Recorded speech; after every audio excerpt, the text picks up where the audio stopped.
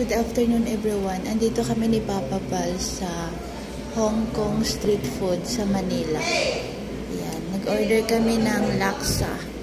Titikman namin kung masarap ba yung sinasabi nilang laksa. Ito daw yung best seller nila.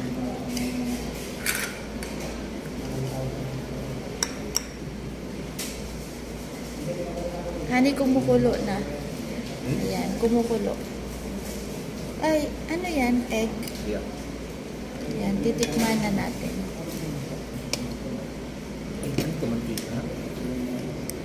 Oh. Pili ko na mantika.